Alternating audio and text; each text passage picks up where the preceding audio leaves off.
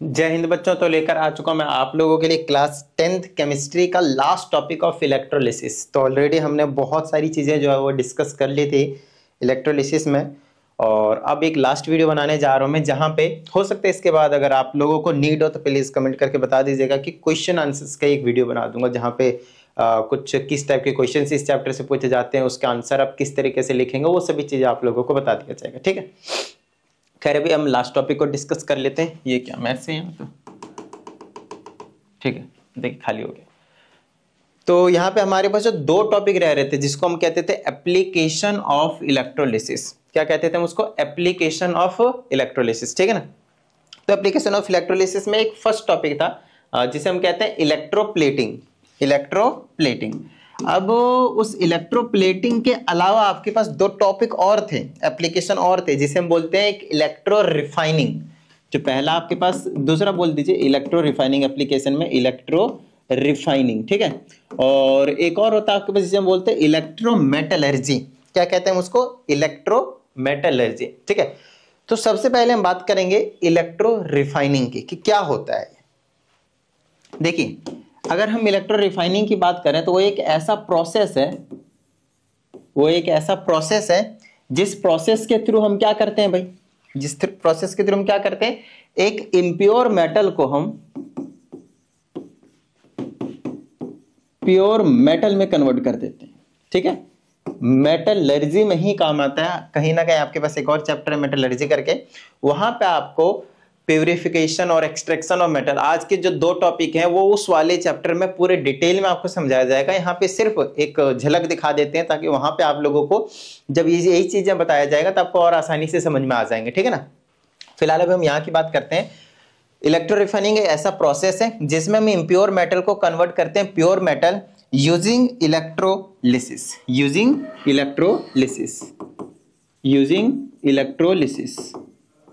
आई बात समझ में? ठीक है, डन है। तो ये कहानी है आपके पास इलेक्ट्रोलिसिस की कहानी, ये बेसिकली इलेक्ट्रोलिसिस के एप्लीकेशंस की, इलेक्ट्रो रिफाइनिंग की। अब चलिए इसको हम करके दिखाते हैं आपको कि किस तरीके से हम इलेक्ट्रो रिफाइनिंग को हम क्या करते हैं, यूज करते हैं। ठीक है, तो देखिए मैं आप लोगों को ऑलरेडी कई सारी चीजें करवाया हूं जिसके यूज को हम यहाँ पे आप लोगों को कुछ इस तरह से समझाने वाले हैं। एक एनोड एक कैथोड बता देते हैं किस तरह से।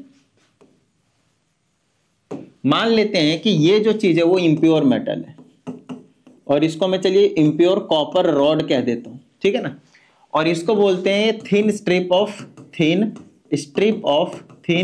Of copper metal.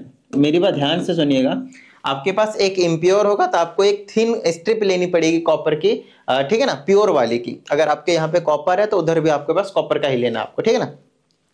उसके बाद आपको पता है, एक चीज अच्छे से पता है कि हम क्या चाहते हैं कि ये जो इम्प्योर मेटल है वो प्योर मेटल में कन्वर्ट हो जाता है। अब ये जो इम्प्योरिटी है तो यहां से प्योर वाले मेटल को क्या लेकर चले जाएंगे हम, यहाँ पे ले जाएंगे। तो यहां से इलेक्ट्रॉन यहाँ पे जाने वाला है, मतलब यहाँ पे इलेक्ट्रॉन क्या होंगे, गेन ऑफ इलेक्ट्रॉन्स होंगे। और गेन ऑफ इलेक्ट्रॉन्स याद कीजिए डिपॉजिट करवाते थे हम, तो डिपॉजिट अगर यहाँ पे होगा तो ये किस तरीके से एक्ट करेगा, कैथोड की तरह से। याद आया ना, ऑलरेडी हमने इस तरह की चीजें लास्ट वीडियो में करवा दिया था। और ये एक्ट करेगा आपके पास एनोड की तरह। ठीक है, ये चीज जो है आपके पास वो एक्ट करने वाला है एनोड की तरह। ये कैथोड है आपके पास और ये आपके पास एनोड है। और ये यहां से आएगा पॉजिटिव नेगेटिव, इस तरह से आप की वगैरह लगा सकते हैं, पॉजिटिव नेगेटिव। ये पॉजिटिव हो गया और ये आपके पास नेगेटिव हो गया। बेसिक सा चीज है भाई, कोई टेंशन वाली बात नहीं है। ठीक है, ओके। और अब है आपके पास कुछ इस तरह से, यहां पे आपको एक सॉल्यूशन को फिल करना है। नो डाउट आपको पहले से बता रखा है मैंने लास्ट वीडियो में, जब हम इलेक्ट्रोप्लेटिंग करवा रहे थे उस टाइम पे हमने आपको समझाया था कि जिसकी आप इलेक्ट्रोप्लेटिंग करवाना चाहते हैं, लेयर चढ़ाना चाहते हैं, उसी का सॉल्यूशन होना चाहिए। तो यहाँ पे भी आपके पास सॉल्यूशन उसी का होना चाहिए। मतलब कॉपर का चढ़ाना चाहते हैं, यहाँ से प्योर वाले को यहाँ भेजना चाहते हैं, एक तरह से थिन लेयर ही चढ़ाना चाहते हैं। जिसको लास्ट वाली वीडियो देख लिया जिस भी बच्चे ने और इलेक्ट्रोप्लेटिंग समझ में आ गया, फिर इसमें उन बच्चों को किसी भी तरह की कोई भी जो प्रॉब्लम है वो नहीं आएगी। ठीक है, तो यहाँ पे जो आपके पास सॉल्यूशन है वो क्या है आपके पास, वेरी सिंपल, इसके पास हमेशा कॉपर का सॉल्यूशन होना चाहिए। तो आप CuSO4 सबसे बेस्ट सॉल्यूशन है कॉपर सल्फेट का, और साथ में इसमें आप मिक्स कर देंगे डाइल्यूट H2SO4 SO4 का, बस डाइल्यूट H2SO4 का। बताइए किसी भी तरह की कोई प्रॉब्लम नहीं ना। तो कॉपर सल्फेट और डाइल्यूट H2SO4 का हमने इसमें सॉल्यूशन जो वो फिल कर दिया है। अब इलेक्ट्रोलाइट्स भी हो गए, सभी चीजें डन है। अब हम इलेक्ट्रिसिटी देंगे और अपना जो रिएक्शन है वो स्टार्ट करवा देंगे। टिडिंग करके चलो अब यहां से होगा क्या, मेरी बात ध्यान से सुनिएगा। अगर मैं एनोड पे और कैथोड पे रिएक्शंस लिखता हूं, कैथोड पे और आपके पास एनोड पे रिएक्शन लिखता हूं, तो क्या होता चला जाएगा, ध्यान से समझिएगा। कैथोड पे नो डाउट यहाँ पे कॉपर सल्फेट के आयंस होंगे, कॉपर +2 कॉपर +2 कॉपर +2, सल्फेट भी होंगे, हाइड्रोजन के आयंस भी होंगे, कोई दिक्कत वाली बात नहीं है। फिलहाल हम कॉपर +2 की बात करेंगे, आपको ऑलरेडी पता है ना, ये चीजें हमने ऑलरेडी डिस्कस कर लिया है। तो ये जो कॉपर +2 है वो कैथोड पे जाता है और डिस्चार्ज होना चाहता है। तो डिस्चार्ज होने के लिए वो कहता है भाई मुझे एक इलेक्ट्रॉन दो, है ना, 2 इलेक्ट्रॉन दो। तो ये 2 इलेक्ट्रॉन को एक्सेप्ट कर लेता है यहाँ पे, इस तरह से कॉपर +2 ने 2 इलेक्ट्रॉन को एक्सेप्ट कर लिया और कॉपर में कन्वर्ट हो गया, और यही चीज है वो डिपॉजिटेड ऑन कैथोड। यही जो चीज है वो कैथोड पे आपके पास डिपॉजिट हो गया। तो आप देखिए मेरे पास ध्यान से सुनिए, एक थिन स्ट्रिप थी कॉपर की, उसके ऊपर कॉपर और ज्यादा हमने क्या कर दिया, डिपॉजिट कर दिया। तो धीरे धीरे यहां से कॉपर प्योर वाला इसके ऊपर जाकर डिपॉजिट होता चला जाएगा, और एक टाइम ऐसा आएगा जो इसमें इंप्योरिटीज थे, इंप्योरिटीज की बात कर रहा हूं, वो यहीं पे सेटल डाउन हो जाएंगे। इसको मैं अलग कलर से दिखा देता हूं, वो यहां पे जाकर सेटल डाउन हो गए, ये वाले इंप्योरिटीज यहां पे आपके पास सेटल डाउन हो चुके हैं। तो और इस चीज को हम नाम देते हैं एनोड मड का, एनोड मड का नाम देते हैं, ठीक है। इस चीज को जो हम नाम देते हैं उसे हम कहते हैं एनोड मड। आगे बात समझ में, ठीक है। तो चलिए ये कहानी थी आपके पास एनोड मड की, और यहां से आपके पास सभी के सभी प्योर वाले जाकर इसके ऊपर डिपॉजिट हो चुके हैं। तो एनोड पे क्या रिएक्शन होगा, कॉपर कन्वर्ट हो रहा होगा कॉपर +2 में, भाई कैसे, जब वो 2 इलेक्ट्रॉन को क्या कर रहा होगा, आपके पास लूज कर रहा होगा। आई ना बात समझ में, यहां से लूज करते जाता है और इस सॉल्यूशन में मिक्स होता है, सॉल्यूशन वाला +2 आयन इसके जाकर न्यूट्रल होता जाता है, डिपॉजिट होता चला जाता है। ये सॉल्यूशन में भेजता है, सॉल्यूशन इसको भेजता है, ये सॉल्यूशन में भेजता है, इसको सॉल्यूशन भेजता है। ये रिएक्शन तब तक कंटिन्यू रहता है जब तक कि यहां से सभी के सभी प्योर कॉपर इसके ऊपर जाकर डिपॉजिट ना हो जाए। और यहां से जो कॉपर इसके ऊपर डिपॉजिट होता है वो 99.9% प्योर रहता है। लो भाई, इससे ज्यादा और प्योरिटी क्या ही चाहिए आप लोगों को, अरे बात समझ। तो आपको पता है ये कॉपर एक बहुत ही ज्यादा इंपॉर्टेंट मटेरियल है, इंपॉर्टेंट, इसको इलेक्ट्रिसिटी के कंडक्शन के लिए हम नो डाउट यूज करते हैं एक जगह से दूसरी जगह पे।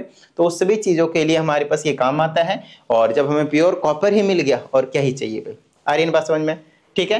तो इसको कहते हैं हम इलेक्ट्रो रिफाइनिंग, जिसकी वजह से एक इम्प्योर मेटल को हम प्योर मेटल में कन्वर्ट कर देते हैं, ठीक है ना, डन है। चलिए आगे की बात करते हैं। इलेक्ट्रो रिफाइनिंग के बाद आपके पास एक और लास्ट टॉपिक बचा हुआ है जिसे हम बोलते हैं इलेक्ट्रो मेटलर्जी। क्या कहते हैं इसको, इलेक्ट्रो मेटलर्जी, इलेक्ट्रो मेटलर्जी। देख लीजिएगा स्पेलिंग, शायद $T है या $L, पता नहीं। तो इलेक्ट्रो मेटलर्जी में आपके पास क्या रहता है, एक ऐसा मेथड है, एक ऐसा प्रोसेस है जिस प्रोसेस के थ्रू हम क्या करते हैं, मेटल को एक्सट्रैक्ट करते हैं, ठीक है ना, मेटल को एक्सट्रैक्ट करते हैं। इसका हम यूज करते हैं एक्सट्रैक्शन ऑफ मेटल में, एक्सट्रैक्शन ऑफ मेटल में, एक्सट्रैक्शन ऑफ मेटल। देखिए इसके लिए आप लोगों को कई चीजें जो है वो समझने की जरूरत है, जैसे कि आपके पास ओर हो गया, मिनरल हो गए, गैंग हो गए, इन सभी चीजों को समझने के बाद हम क्या करते हैं, उसका एक्सट्रैक्ट करते हैं मेटल को इलेक्ट्रोमेटलर्जी के थ्रू। तो मैं आप लोगों को सजेस्ट करूंगा कि यहाँ पे, क्योंकि अभी मैं डिटेल में जाऊंगा तो कहीं ना कहीं मेटलर्जी वाले सभी पोर्शन को जो कई चीजें जो एक्सप्लेनेशन देनी पड़ेगी। बाकी इसके लिए मैं आप लोगों को बताता हूँ, जो मेटल की रिएक्टिविटी सीरीज थी, अभी के लिए अभी आप इतना समझ लीजिए, मेटल की जो रिएक्टिविटी सीरीज थे ना, बस उसको एक बार याद रखिएगा।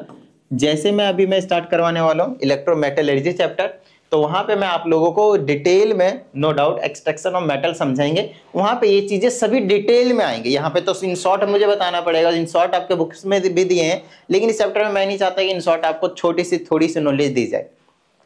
आपको इन डिटेल पूरी की पूरी मेटलर्जी चैप्टर के नाम से एक अलग वीडियो बना देंगे, नो डाउट वो चैप्टर है अलग, तो अलग एक वीडियो बनेगी, कोई दिक्कत वाली बात नहीं है। तो वहां पे आप लोगों को सभी चीजें बेहतरीन तरीके से समझ में आ जाएंगे, आई ना बात समझ में। तो चलिए उम्मीद करते हैं इस वीडियो में जितनी भी चीजें आप लोगों को समझाई गई थी समझ में आ गए होंगे, और अगर ऐसा है तो फटाफट वीडियो को लाइक कर दीजिए। साथ ही अगर इस चैनल पर एक नए स्टूडेंट है, चैनल को सब्सक्राइब करके बेल आइकन को जरूर प्रेस कीजिएगा। चलिए मिलते हैं अगली वीडियो, प्रैक्टिस करते रहिएगा। जय हिंद।